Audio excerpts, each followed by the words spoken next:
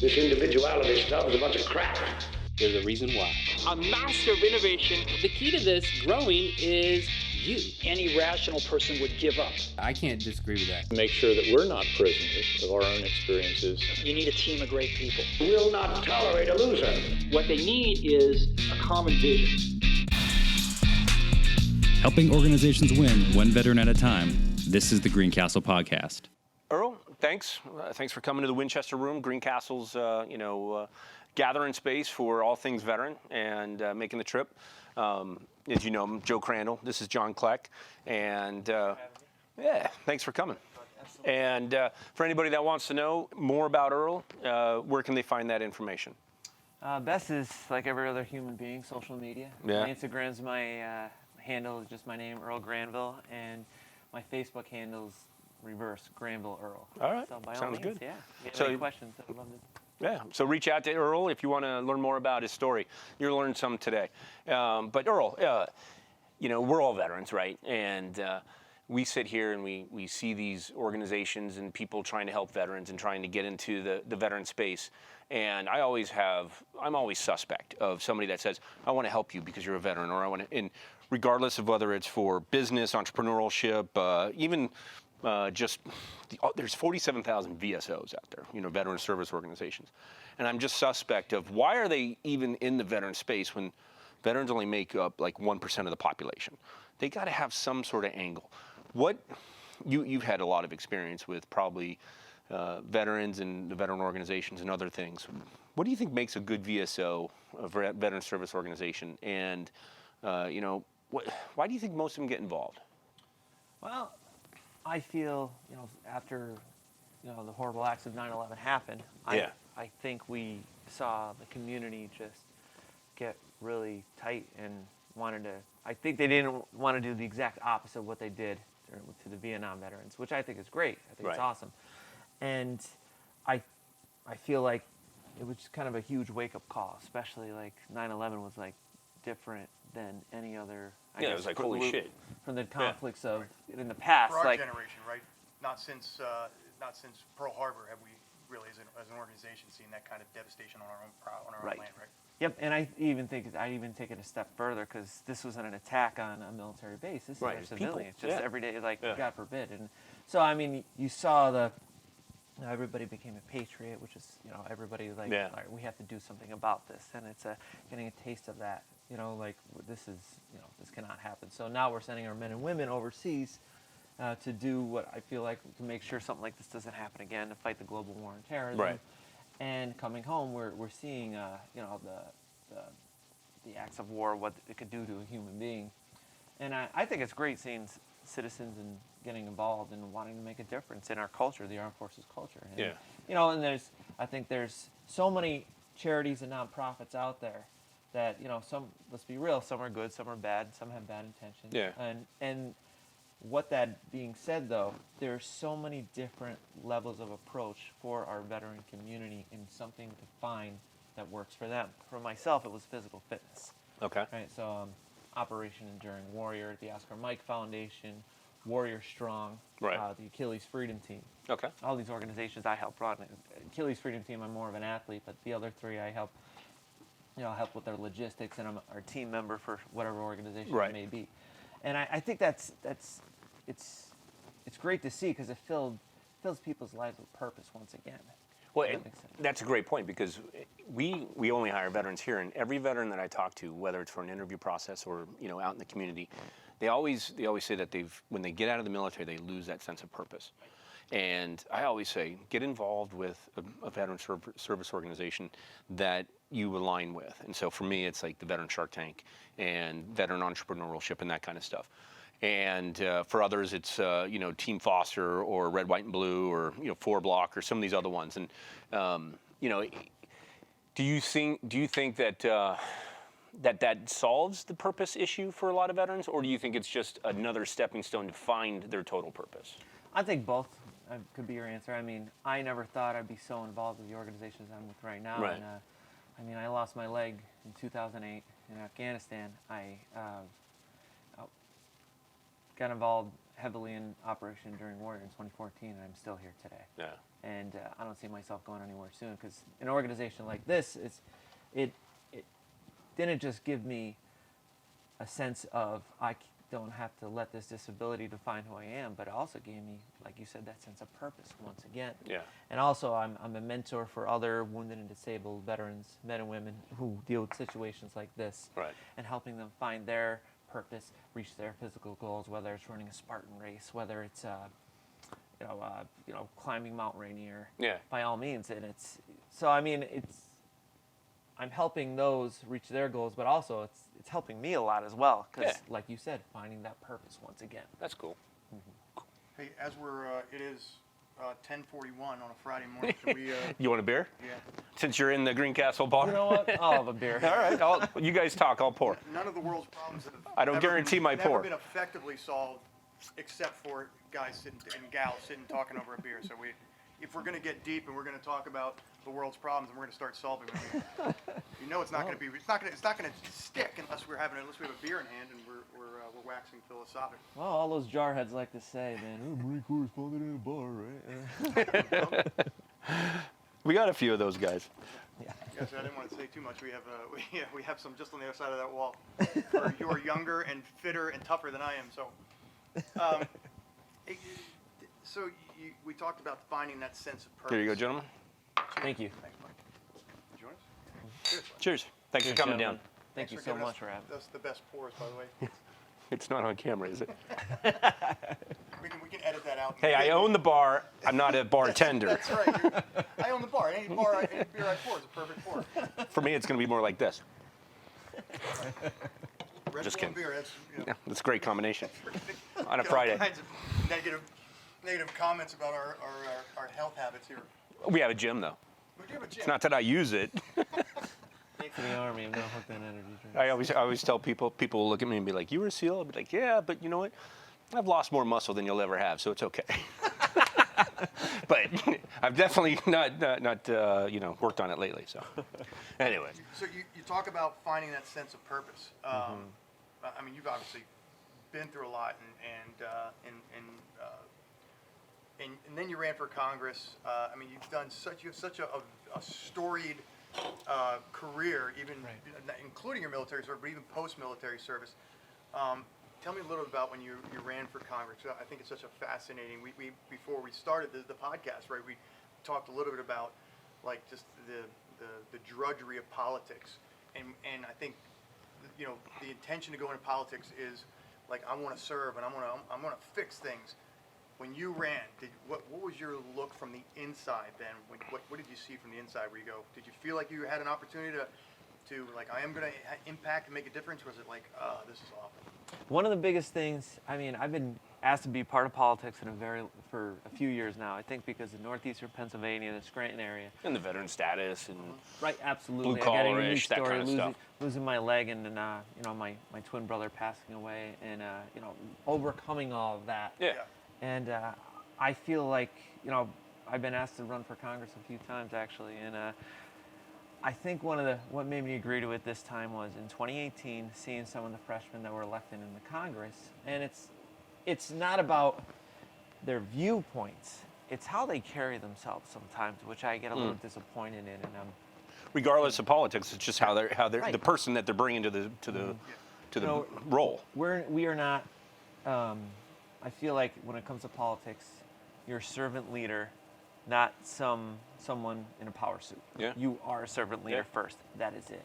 The people who elected you there remember where you came from. Right. Because everyone started somewhere, right? So I feel like, with that being said, some of those who got elected in 2018, how they carry themselves, and you might even just by how I see them, it's, you're a victim, you're a victim, you're a victim. Yeah. This whole victim mentality that they're pushing within society as a leader, that is it's completely everything I'm against, and what I speak about as a public speaker, and my views in life and who we are as human beings, and it's when you start labeling yourself a victim, that's so very toxic. Now Right. there's you could be a victim of something, but that doesn't mean you have to carry yourself as a victim. Does that make sense? Yeah, no, you're right. I agree with you completely. There's a difference between the stuff happening to you but it's your response that's important. And if you sit there and go, oh, woe is me, I don't, I can't solve my own problems.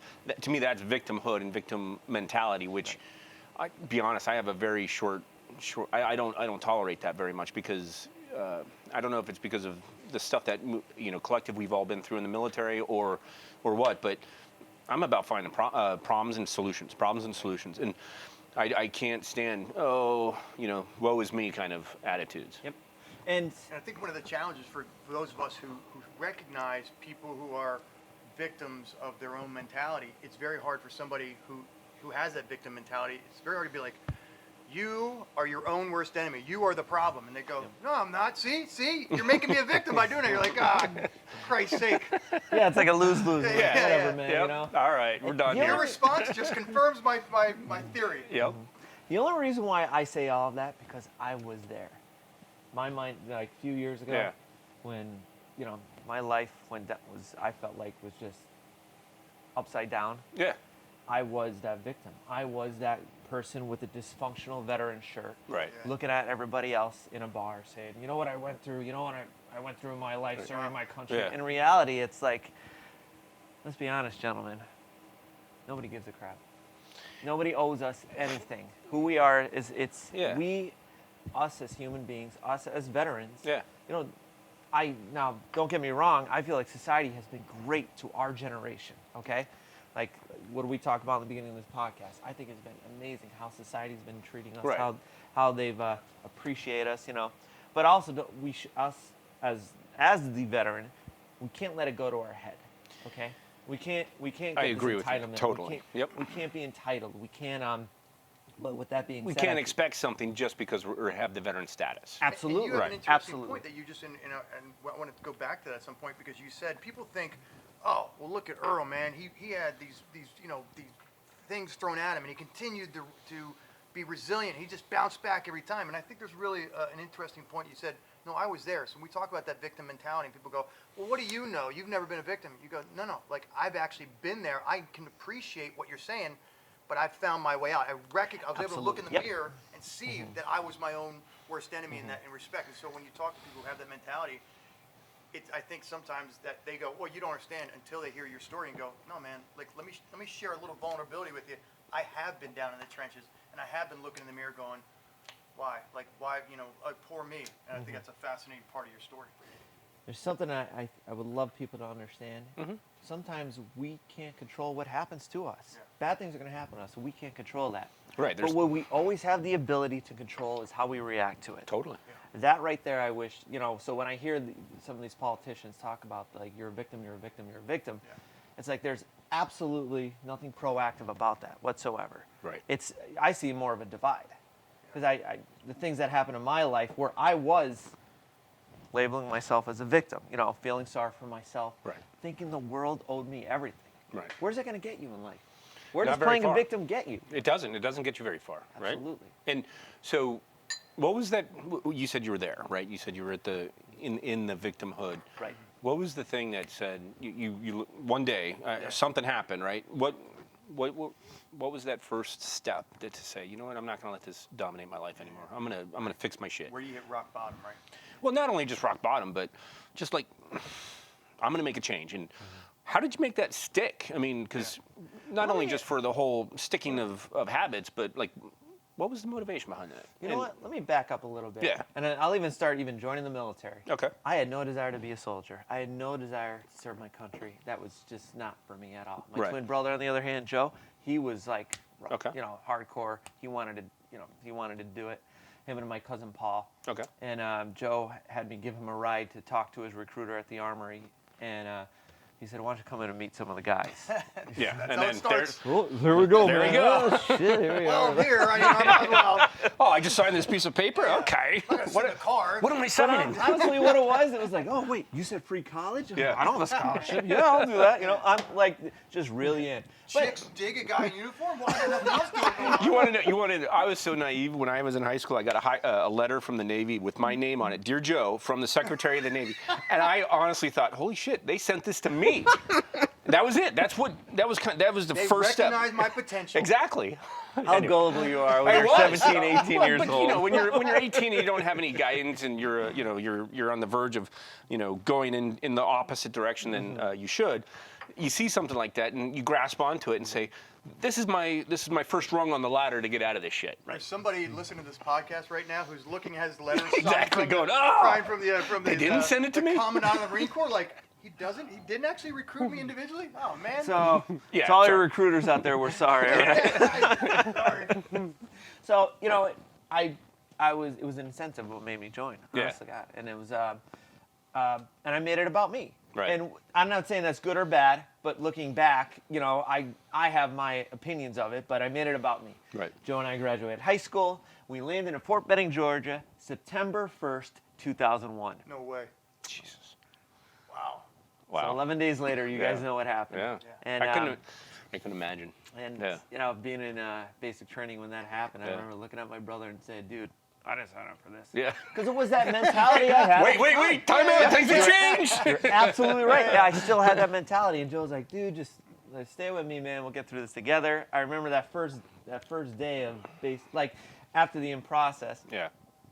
Joe and I were Echo 219. It's funny, I still remember that. And drill sergeants are making everybody dump their stuff out, and they're just screaming at us. All the knife hands are coming, and somebody didn't answer a question, so we all got down doing push-ups. I remember Joe was across from the bay from me, and I looked at him and was like, fuck. Like, I just shook my head. I was like, I don't want to do this anymore. and he looked at me and was like, you're fine. And that is the honest God truth what happened, right? Yeah. Graduated basic training, got sent to Bosnia. We then volunteered for Iraq. Okay. And the only reason why I volunteered for Iraq was because he was going. Right. We didn't know it was a volunteer deployment at first, right? Right. But that he I'm volunteered. sensing a recurring theme here. Hey, Joe, all right, well, you know what? I'll just follow you. Whatever you got going Well, on. at this point, I'm in college now. We're National Guard now, okay? Right. So, I was in college, and in my mindset, I was like, God forbid something happened to Joe and Paul and all my other friends who were volunteering, and I'm at home partying at school. Yeah. I couldn't forgive myself for that. But going to Iraq made me see the big picture, right? Okay. This isn't about me. Right. Because that was my mindset joining the military. Even in Bosnia, I still had that me mindset. Like, this is stupid. What are we doing here? But in reality, it was like, this isn't about me. It's about us. And when you say us, the brotherhood of the soldiers, Camaraderie. Yep, or was that it right there. about the mission in Iraq, or was it just people about the around me. people? Okay. The people around We me. hear that so often. Is that why you getting out? Because of the people around me. But why you staying in? The people around me, right? It's always about the people. Yep. Yeah. Honest God, and right down the road here, Scott Beal, he was my best friend in Iraq. He lives in Westchester, and it's those relationships you made in the military, and you realize this, it's not about me, it's about us. Yeah. And I loved it. Bob Farrell, Gary Cienko, so many good friends I made on that Iraq deployment. Yeah. And I realized this is something I want to do for the rest of my life. Tom Murphy, geez, I could go all day, but it was that deployment when I feel like if I didn't volunteer for that, I would have gotten out of the military when my contract came up. But before we left Iraq, we had less than a year on our contract. So Joe and I both volunteered for it, right? We both re-upped our contracts while we were over there. I came home. I graduated from Lackawanna College, got my associate's degree. Another volunteer mission comes. This was Afghanistan. I raised my hand right away. We're attached to a whole different unit. You're all in. Now, Joe, on the other hand, he stayed home. He's now married, and him and his wife are starting a family. Right. So he says, look, man, I can't just volunteer for stuff. I'm going to stay back. And I think you should too. And I'm like, sorry, dude, I'm cutting this cord. This is what I love to do. And I think your fault. You got me in it. Now I love it. Honestly, it just, maybe I just matured a little bit, but I saw the big picture. This isn't about my college education. This is about something so much more bigger. Right? It made me love the military. That's awesome. And then, in Afghanistan, I was one of those unique stories. I was moved last minute in my vehicle. Yeah. Which caused me to You know, on June 3rd, 2008, my vehicle hit a roadside bomb in a little town called Zormont in the Paktia province. And I was ejected out of the vehicle, and 2 of my comrades got killed immediately.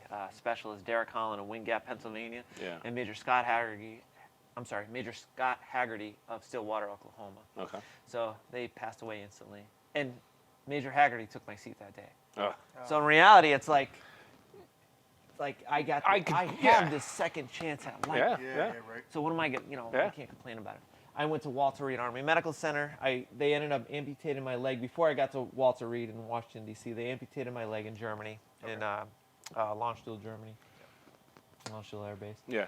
And then at Walter Reed, about third or fourth day there, my immediate family members got the green light to come down. So my brothers and sisters and my parents. And I remember Joe looking at me that day, who was so gung-ho. Like, even going up in our career, Joe got promoted before me. He got his NCO before I did. Like, he was just... Yeah. He was There's no competition there, I'm sure. Oh, he was just so much... He was better. Like, and I'm not saying that I was bad. It's just he went above and beyond, and I didn't. So you didn't lose. You just, well, not lose, but I don't know the term. When you're amongst a I know team what of you're rock talking about. stars, and you're like, I know I'm good, but he's better. That's okay. It's I owned it. You know, yeah. Joe and Paul, they both got promoted before I did. They were just so good at what they did, my brother and my cousin. And the day they got their NCO, their sergeant in Iraq, they came right to my room and they smoked the crap out of me. And I'm like, this is funny, man, Yeah. But anyway, moving forward, Joe looks at me in my hospital bed and he says to me, I should have just gone with you. And I'm like, what would you have changed though? Like, you know what I mean? That's. But I'm not going to get into who he is, but that's who Joe is, right? Okay. And I'm like, dude, what? Like, look, man, I'm very optimistic at this point. Like, I'm smiling, I'm happy, I'm looking at this. I got this second chance at life, dude. Joe, I'm here, I'm alive. My junk didn't get blown off. Right. It's a win. It's a win, guys. It's a win. Yeah, that's all right? good. Yeah.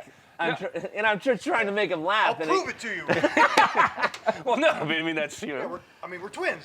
Well, I was going to ask about dark humor, and did that play a part in your recovery? Because veterans are known for dark humor. Well, it's funny you mentioned that. This is now 2008. The surge in Iraq has already happened a year prior. Okay. So 2008, the summer of 2008, Walter Reed is just full of. From my perspective, a lot of our wounded were mainly amputees. Okay. So you think about like the mindset of the veteran, and I'm 24 when this happened, and you think of Walter Reed as like a somber place, okay? Like, careers are coming to an end. Right. The reality of it is spouses leave. They're saying, "Oh, I can't handle it." Right? A lot of negativity. Right? Loss of dreams, right? Yep. Right. I was gonna go and become a college athlete after this. Well, back to victimhood. The whole hospital could be a victimhood like breeder if it wanted to be, right? Well, but I'm saying funny from the you outside say that. that's the assumption you have outside the walls that Right. That's Oh, it's what so you're gonna sad. walk into, right? Right. Yeah. Yeah. Well, I remember my dad. He went there he visited me once down there. And he's like, I can't go back down there. Yeah. Right. In storytelling, this is what we call foreshadowing. You're like, oh, it's such a miserable place, and cue the irony, right? Well, this is where I'm getting at. Is the complete opposite. It's like I said, we're all military. That mindset never it's like that whole ball busting of the military. It never left. The Army and the Marines are duking it out still. Yeah. What's a better branch? Nobody likes the Air Force still.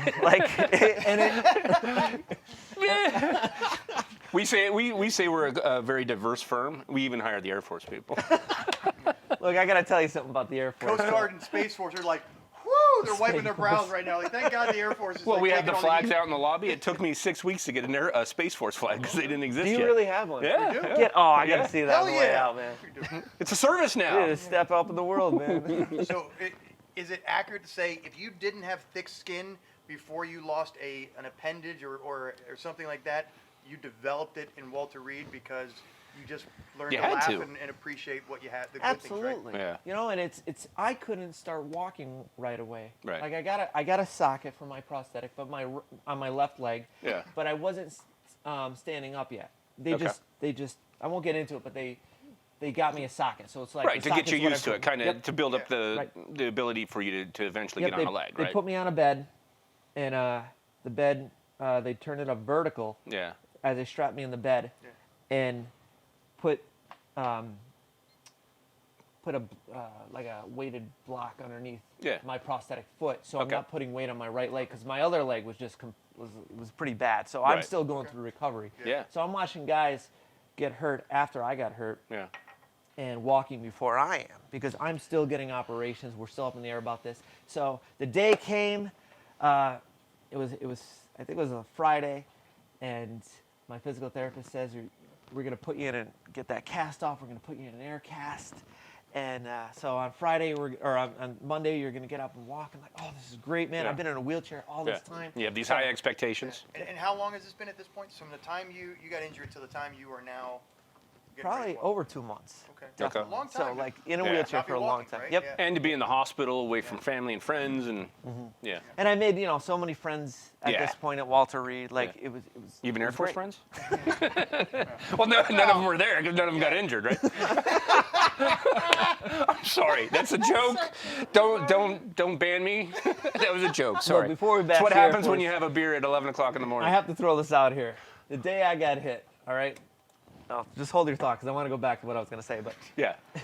the day we worked a lot with the Air Force. The day I got hit, my medic was Tech Sergeant Eric Jones of Yeah. the United States Air Force. Yeah, and I was there you and go. I was conscious when I got hit, right? Yeah. So I was awake for everything, and I say in the doc, I was like, first of all, they don't call their medics doc.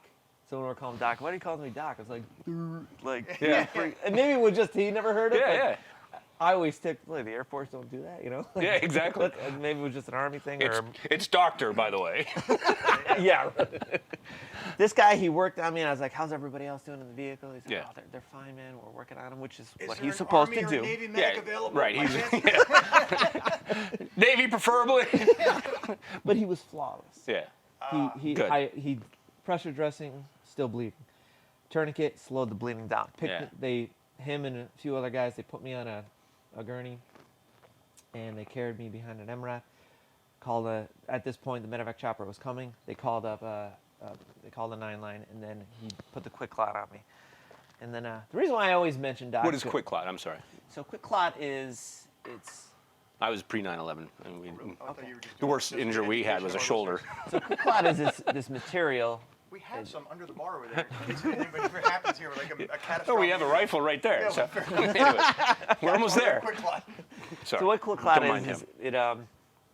it's this chemical you put on Okay. a wound to stop the bleeding. So But it just like essentially yeah. cauterizes Yeah, it. that's exactly Okay. what it is. All right. Sorry. I think it not was to- more. Not to interrupt you. No, it's okay. To talk about quick clots some more, I think I got more pain when they were pulling that damn thing off I'm than sure. actually Oh, getting right. hit. I'm Man, sure. it was painful. Yeah, because it's not like a Band-Aid. Yep. Yeah. Oh, Yeah, man. it's just embedded in there. Yeah. But Anyway. but anyway, the medic, I always feel is like, as medics, they always feel like I should have done more, and he Right. exactly went through that in Doc. He ended up, for an Air Force guy, we always pick on him. He ended up emailing me right before they left Afghanistan. I was still at Walter Reed saying, I feel like I'm the reason you lost your leg, and I'm like, Stop. dude, you Yeah. gotta stop that right there. Yeah. So 5 years later, he's retiring out of the Air Force, and he asked me to be his keynote speaker. Ah, cool. That's awesome. And I Hey, got here's- up there. Here's to Eric, right? Yeah. Yeah. You know what? Not to, Here's not the to- docs and Yeah, Eric Doc, and Doc Doc Eric. Eric Jones. my life is, Joe Callio. He saved my life. So I'm telling you, man. And this guy, not. He just recently passed away. So I'm always gonna say his damn name. And Yeah. it's still kind of fresh a little bit, but Yeah. he had a stroke and he passed away. Oh shit. And it's but speaking at his retirement ceremony, I even spoke at his funeral too. But I wanted to say to him, and I purposely left this when I spoke at his retirement ceremony. And I said the same thing at his funeral too. It's like, you looked at me like you're the reason I lost my leg. Well, here's everything I've accomplished since the last time I saw you putting me on a Black Hawk in the mountains of Afghanistan. This, that, all these physical activities. That gives me chills, man. That's great. And I was he's balling, I'm balling. Yeah, We're yeah. both balling, and I'm like, I was so nervous to see him. Yeah. I don't even know why at this time, but I was like, you need to get that out of your head right now. Yeah. I'm gonna say this in front of you and all your family. You're the reason why I'm here today. Yeah, you're the reason why I'm alive. Exactly. Right? If you weren't there, this would be not even happening. Yeah, that's. So while I'm saying all this, because we're talking about Air Force, I said to him, In those moments, goes, I can't make fun of Air Force anymore. Of course, that didn't happen. Like, It's just keep too busting easy. their chops. Wait, Oh, yeah. like in that moment, you said I can't make fun of the Air Force anymore. And I think that's to Joe's point or question earlier about dark humor. You have your leg blown off, or you're severely injured, right? Your other leg's injured. Two of your comrades have just paid the ultimate sacrifice, and yet in that moment, and it just speaks to like that veteran humor in that moment. Rather than being like, hey, tell my mom I love her, you said, I guess I can't make fun of the Air Force anymore. And I think that's brilliant. I think it really speaks to that the gallows humor and the value of gallows humor. Probably, I suspect if Eric were still alive today, he would probably be laughing. Like, do you remember, motherfucker, you said to me, I'm trying to keep you alive, and you said, I guess I can't make fun of the Air Force anymore. Oh, don't get me wrong. There was a moment where I thought I was going to kick it. the bucket. Yeah. Like, I started to panic. I started to go into shock a little bit. And Yeah. I remember, I even say to my guys now, Joe Voda, Craig Rains, my buddies who were there that day, and I was like, guys, I'm sorry the way I acted. And they all said the same thing, like, dude, look what just happened to you. Like, I was like, and I actually did say that. I told my brother, I'm sorry, like this and that, blah, blah, blah. But, like, Yeah. But, when I realized there was a moment where I was like, it looks like I'm going to get through this. And that's when the humor started coming. Because I also said, oh, I guess there goes my dancing career. You know what I mean? Yeah. But what a survival mechanism it is that our brain defaults to, like, well, I'm going to live. I might as well make the best of it and get a few laughs out of it. Because that makes a far better story today than if, I didn't say anything. I just sat there and let you treat him. No, I made fun of the guy for being an Air Force guy who was treating me, right? Yeah. Well, back to Walter Reed. Yeah. He said, the dark humor that comes into play. Yeah. So I'm finally getting this chance to get up and walk again, right? And I wheeled down to physical therapy. My prosthetist and my physical therapist are there. They put my prosthetic on for the first time without sitting in laying in one of those beds vertically. Yeah. They, I'm standing up for the first time on the parallel bars, right? Okay. Getting used to the prosthetic leg. I'm going back and forth on parallel bars. And Kyle is my physical therapist. I said, Kyle, can we walk outside of these parallel bars? Like, yeah, absolutely. I'm like, oh, this is awesome. This is great. In physical therapy, there's an indoor track. And she's like, well, before you do that, put this vest on. I'm like, what's with the vest, right? So I put this blue vest on, and on the back of the vest is a carabiner, right? Well, parallel on the ceiling with that indoor track Gotcha. is a rail system, a rope that comes down. And I'm thinking to myself, I don't need that kind Yeah, of yeah. What do you think I am? Well, in my mind, I'm like, it's not like I'm going 80 miles an hour walking. You know what I mean? So it's protocol. You got to do it. I'm like, all right, fine, whatever. Oh, wait, one more thing. Here's your granny walker. Tennis balls and all, guys. And if I'm your like, buddies were there, they'd be like, all right, come on, let's and get a I'm thinking picture. to myself, holy crap, this Earl, sucks. I'll You need know what your I mean? dignity before you get on that granny walker, please. Well, so, Just I leave mean, that in the wheelchair? another pause is when you're in a medical situation like that, where whether it's, losing a leg or cancer or whatever, you just shed that humility. You have to, I mean, I could tell you stories, I had colon cancer, and I could tell you stories of getting checked, and it's just like, it's not exactly, podcast material, but it's like, you just got to be like, sure, doc, all right, do what you got to do, you know what I mean? So, anyways, back to your story. Well, so here I am in my granny walker with this leash on the ceiling, doing my laps, right? Yeah. And I'm like, I like that you don't call it support, you call it a lead. But see, that's the humor, That's the humor. Yeah. So- the support Hook me mechanism up that to was a helping leash. me. No, I don't leash, yeah. Something was holding me back, yes. So, I want you to paint this picture here.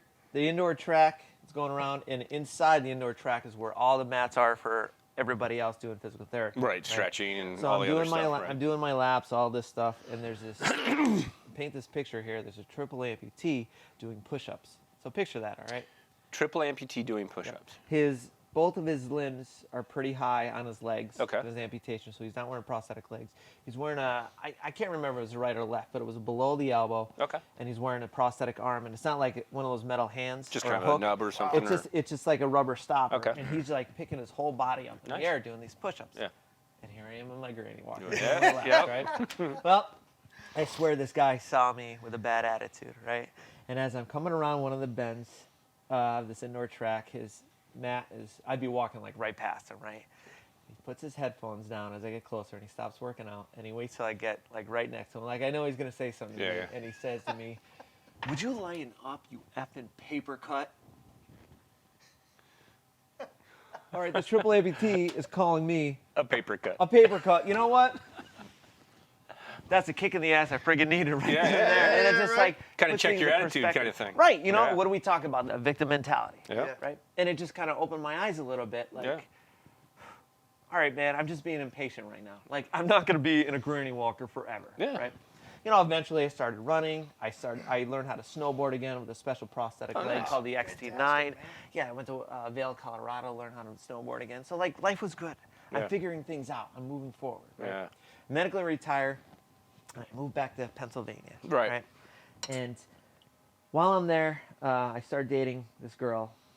She was a nurse at a local hospital. And every year, we have she has, her staff has this, like, event for the, the doctors, the higher staff has this event for the lower staff, black tie event. They take them out for a nice meal. It's Okay. like basically Like a end of the year thing. Employee like, appreciation yeah, kind of thing. Exactly. Yep.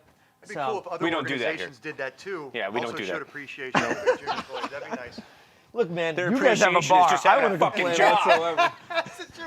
Said the guy who's drinking at a bar in his office. Yeah, yeah. Third one. It'd be nice if they showed some appreciation for us. Yeah. Said the guy who's drinking free beer on the company's dime. Yeah. So it's a week before Christmas in 2010. Yeah. I'm getting ready for this event. Okay.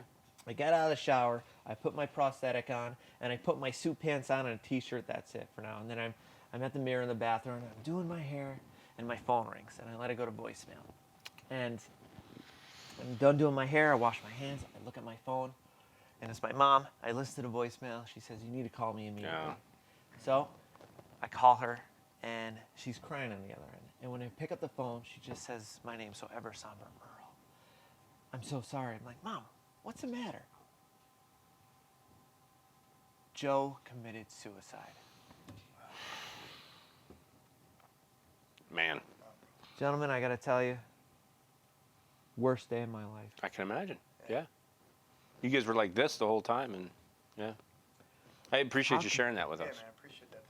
No worries, guys. I got to ask you, as you sharing the story, was there any lead up? And I want to hear the whole story because I think it's probably it's such an ability for everyone else to learn from somebody else's Right. pain and resilience and ability to find silver linings. Was there when your mom says that, what's going through your mind? I mean, obviously the shock of it. But what And else if was you going on? if you don't want to continue this conversation, it's totally cool. Small bites, I'll give. Yeah. Yeah, Okay. of course. I know Joe, according to Joe's wife, Joe was a little different when I lost my leg.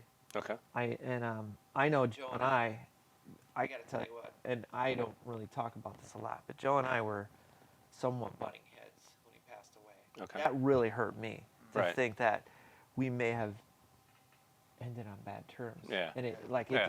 and it wasn't like anything. Yeah, no, I super, but totally it understand. It definitely I felt so guilty. I was like, shit. And looking back and seeing Joe was seeing a counselor. I knew he wasn't himself, but it made me realize too at some point I can't you never know when somebody's last day is. And for Yeah. Joe to take his own life away when I got this second chance at life, Yeah. Yeah, right. I was wrecked. So everything we talked I about can so imagine. far, Yeah.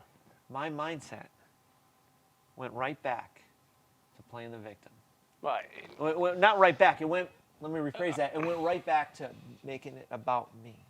So joining the military is about me. What can I Yeah. get out of this? Going to Iraq, I realized it wasn't about me. It's about us. Yeah. Joe passing away, back to about me. Feeling sorry for myself. right. Thinking the world's owed me everything. Yeah, Right. And playing a victim. Look what's happening in my fucking life right now. Right, yeah, yeah. you know? Exactly. And that was Yeah. that guy with the dysfunctional veteran shirt. Yeah. You know what I've been through, I didn't say those exact words, but Right. that was my mentality Yeah, at the time yeah. and how That I was the talked to people. implied message, right? Right. And it was just a complete downfall. And something you gentlemen, you asked before, where was the turning point? Yeah. And I think Joe's now widow.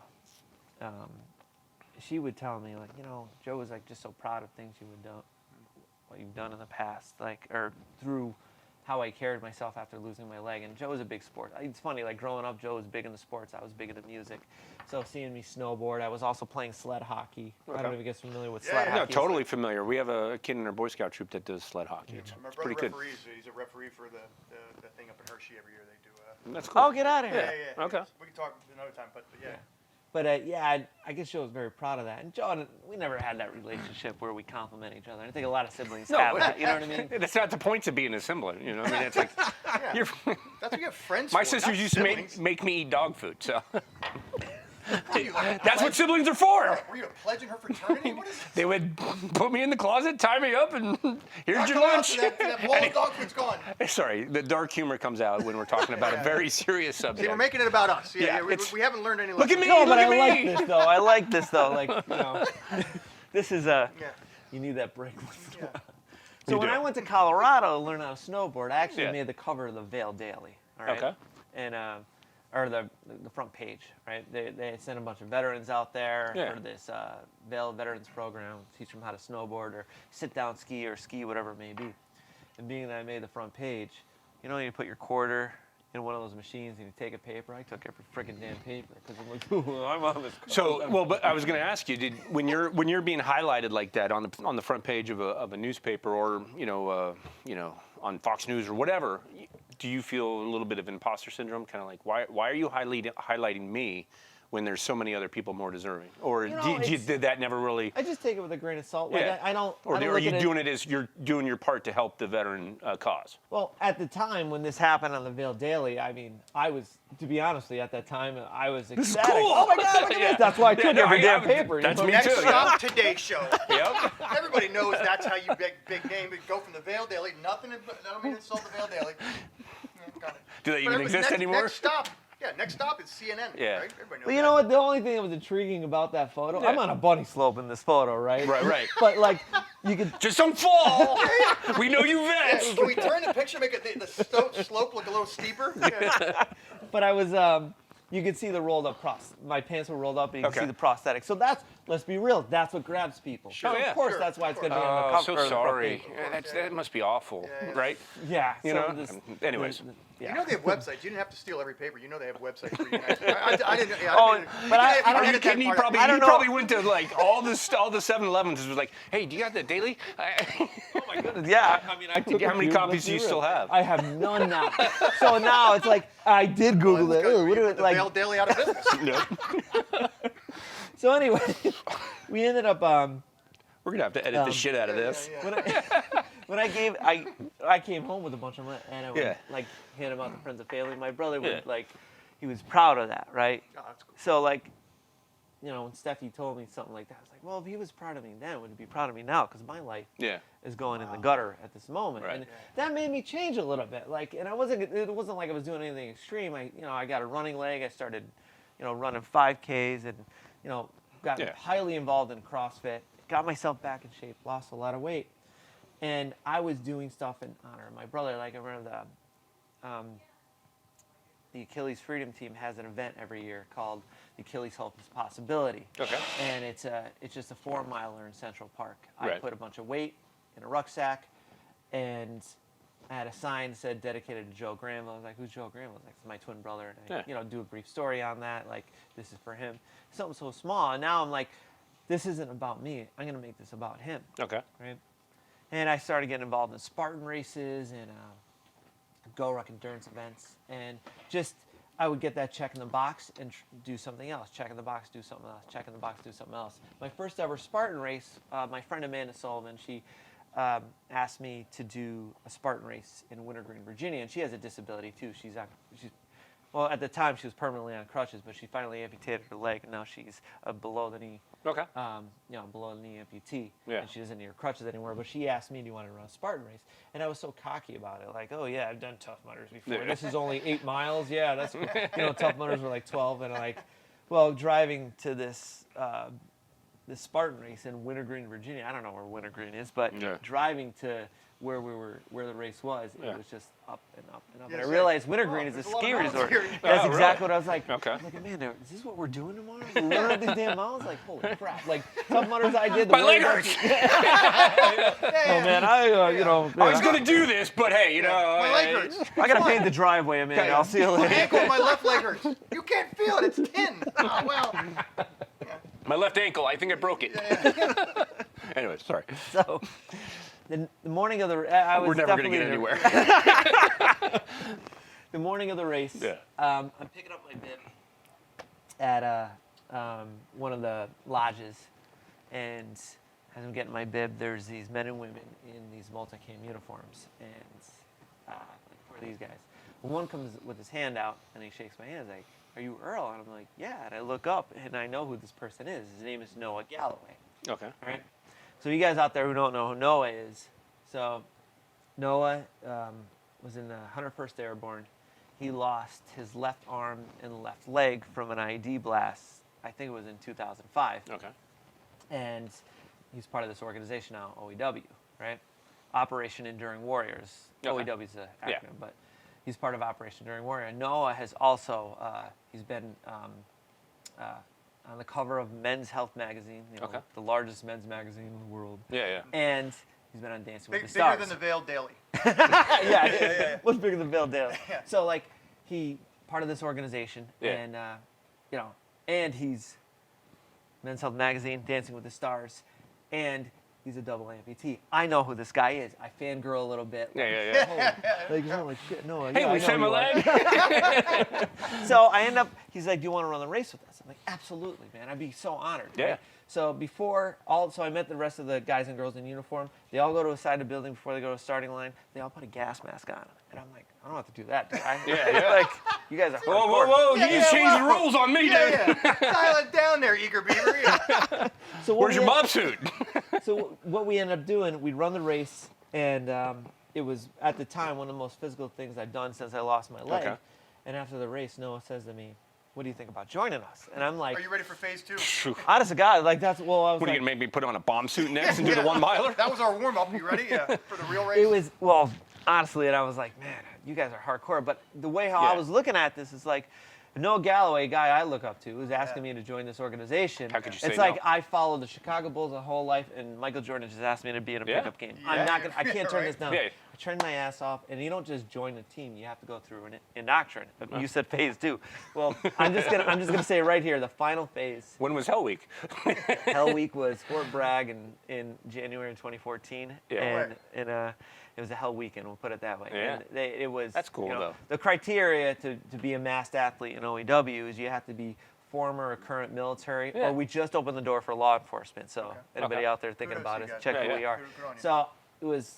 I went through hell this weekend, and I realized, and I passed. You Yeah. know, and half the class failed. And I Right. was one of the guys That's who cool. passed. I didn't know they did that. That's awesome. And that moment, I earned my spot to be a masked athlete for Operation Enduring Warrior, and I saw the big picture, man. And for those who don't know, masked meaning Masked as in gas Yeah. mask. That's Yeah, when. to be- Yeah. masked. And being part of this team, I went right back to my mindset of that Iraq deployment. Because now I have a purpose. Now I'm mentoring men Yeah. and women in situations like this. This isn't about me. Right. Yeah. This is about us. What do we all talk about in the beginning of this whole thing? Purpose. Yeah.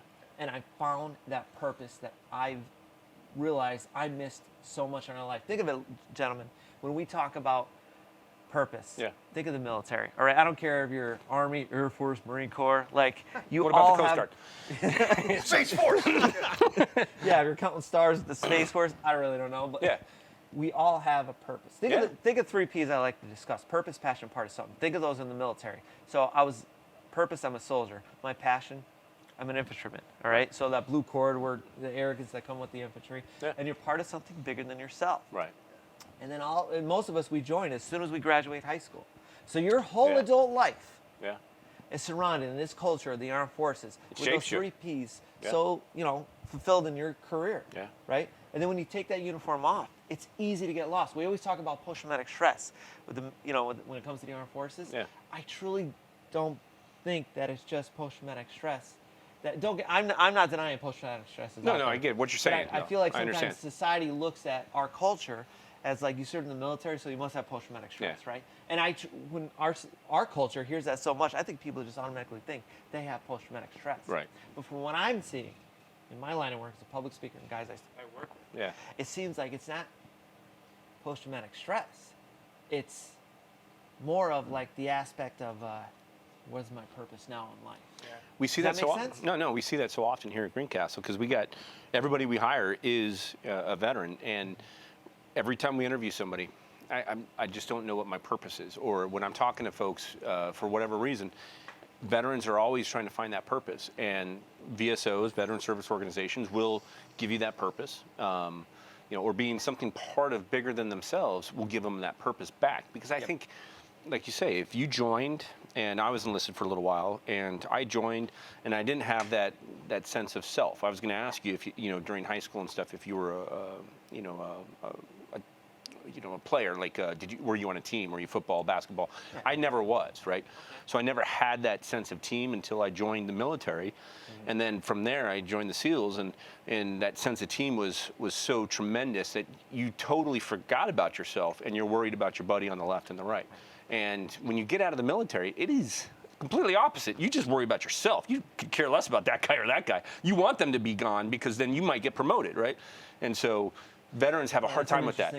That's an interesting concept. I never thought at it that way. And that's what happens in the civilian world, right? And I'm not everybody, obviously, but generically, that's what happens is you only look out for yourself, and it's a tough concept for vets to get because they're so used to, when we interview people, it's not I did this or I did that. It's we did this, we did that, and it's like no, stop. What did you do for that mission? Oh, I was the leader. I pulled it together. Was it your idea?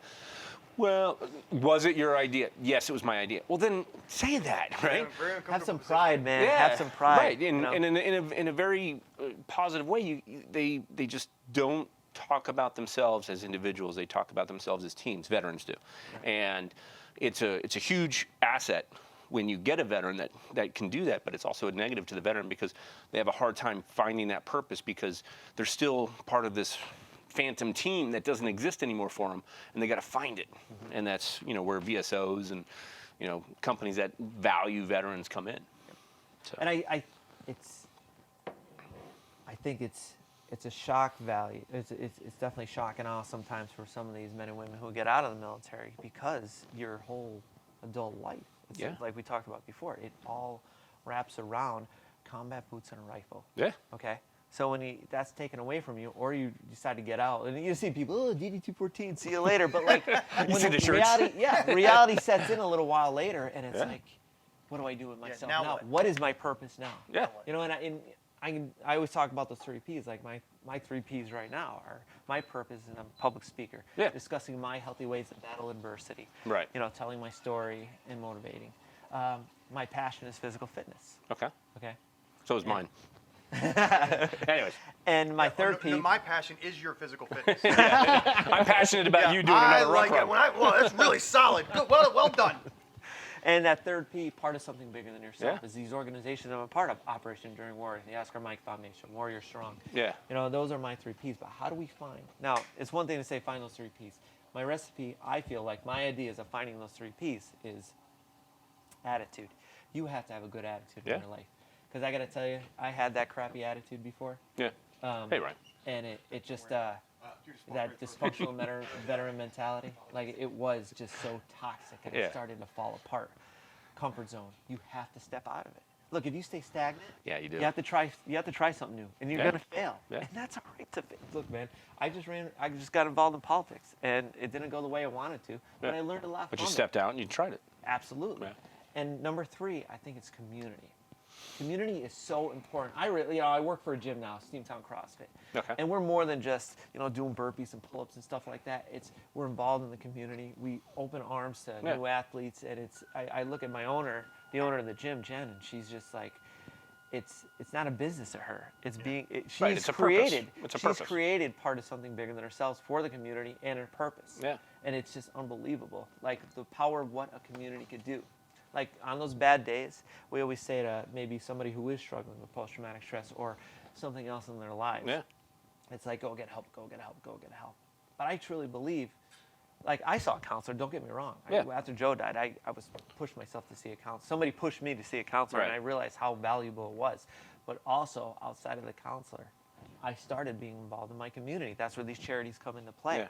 Building relationships with other human beings, and it helped me so much. Right. You know, even outside of your family, it's, you know, you create that second family, and sometimes even that third family. Yep. It's the value of it, and it made me realize I don't have to carry this wave of adversity by myself. Right. And I also, with that being said, I'm going to also help somebody carry their adversity, whatever it may be.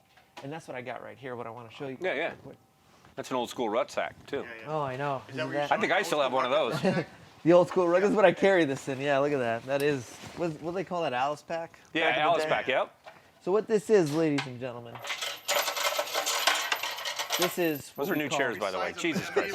Torture device, yeah. Just kidding. This is Cindy the Cinder Block, and Okay. and the Oscar Mike Foundation, one of the organizations I work with, will carry this with us. And Okay. what Cindy represents is that heavy mental adversity Okay. that we all carry as human beings, veteran or not. We all carry this bullshit. Yeah, BS in everybody our has lives. head trash. I'm going to ask you to step, even at the risk of being artificial, I'm going to ask you to step in just so we get you in the camera because I want to actually Yeah, there you go. watch you to see that. I noticed it's Yeah. only half a cinder block Yeah, though. and it's Oh weird yes, that it it's- is. I'm not that hardcore. Ask you, why would you take styrofoam and spray paint it to look like a face? Is there symbolism in that, or what's the... You're making it look Because really it makes me heavy. look cool, all right, guys? It's a prop, John. Yeah, way to make fun of something important here. What Cindy represents is, Yeah. like I said, heavy mental adversity. All of us face, all of us as human beings. I don't care who you are. Guilt, Yeah. stress, depression, loss of a loved one, a broken heart, loss of purpose. Yeah. And most of us, we're human beings. We're resilient. We'll figure this out. We'll move forward. But also us as human beings, that weight can hold us down. I used all my resources. What's next?